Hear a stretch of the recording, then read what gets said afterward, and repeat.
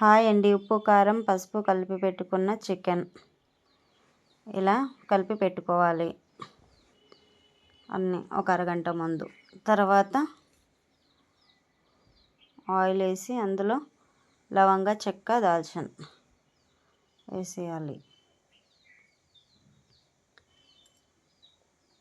తర్వాత ఉల్లిపాయలు వేసుకోవాలి.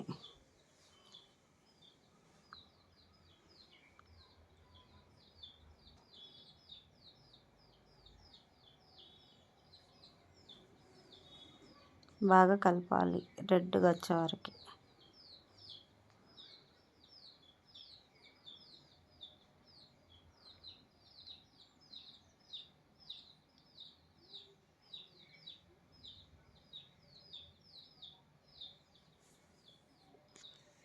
ఇలా కలుపుకొని రెడ్గా అయ్యాక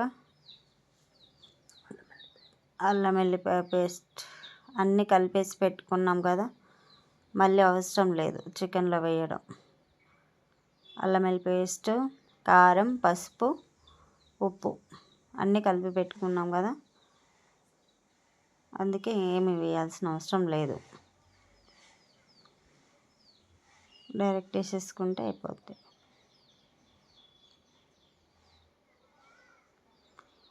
ఇది మా అమ్మ చేస్తుండే, మళ్ళీ నేను చేస్తున్నా ఇప్పుడు. మా అమ్మ చేస్తే చాలా బాగా వస్తుండే, నేను చేస్తే ఎలా వస్తుందో చూడాలి.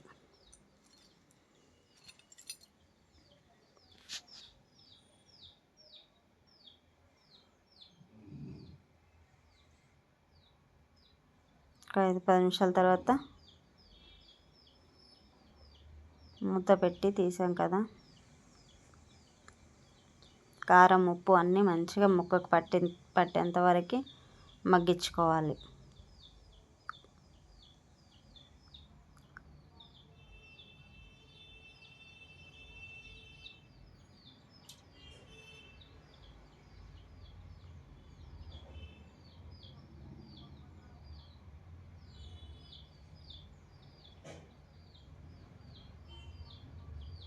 అలా కొద్దిసేపు కలిపేసి మళ్ళీ అడుగు పెట్టకుండా కలిపి మూత పెట్టేసుకోవాలి.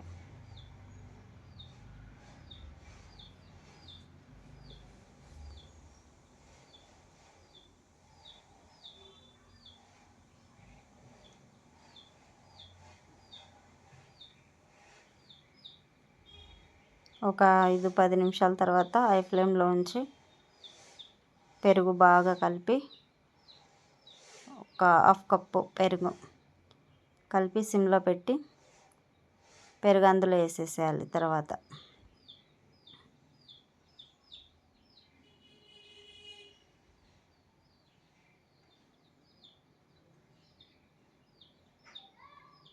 తీసి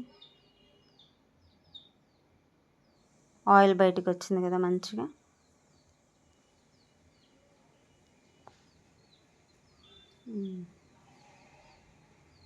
ఇప్పుడు పెరుగు వేసేసుకుందాం.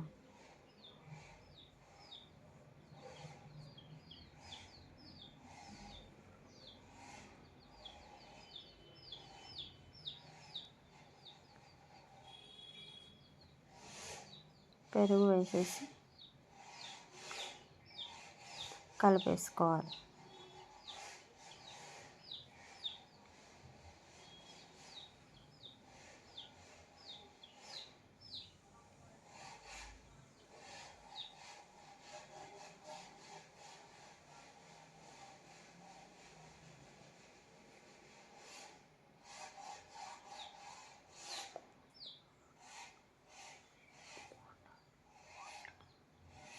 పెరుగు గిన్నె కడుక్కొని కొంచెం వాటర్ వేసేసుకోవాలి. అందులోనే అదే పెరుగు గిన్నె కడిగి వాటర్ వేసేసి పెట్టుకోవాలి.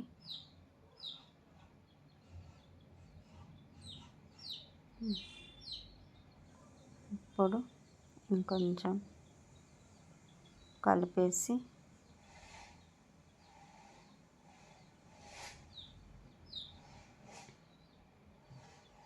తెలంగాణ స్టైల్ చికెన్, మా మమ్మీ చేసే చికెన్. కానీ మా అమ్మ చికెన్లో పెరుగు వేయకుండా వండేది, నేను మాత్రం పెరుగేసి వండుతున్నా. మా అమ్మ ఎలా వండినా మస్తు టేస్ట్ ఉండేది చికెన్.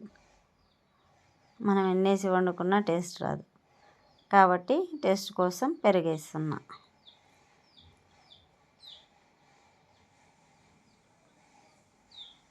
జ్యూసీ మంచి గ్రేవీ వచ్చింది కదా. కలిపేసి మళ్ళీ ఒక 2 నిమిషాలు ఉడకనిద్దాం.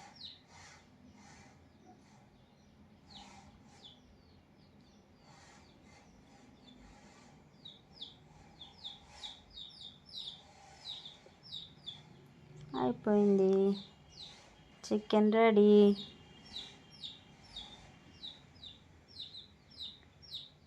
ఆయిల్ బయటికి వచ్చింది కదా, చికెన్ రెడీ అయిపోయింది. సింపుల్గా చేసుకునే చికెన్ కర్రీ, ఎక్కువ హడావిడి లేకుండా ఏం లేకుండా 5-10 నిమిషాల్లో చికెన్ కర్రీ అయిపోయింది, ఆల్మోస్ట్ అయిపోయింది.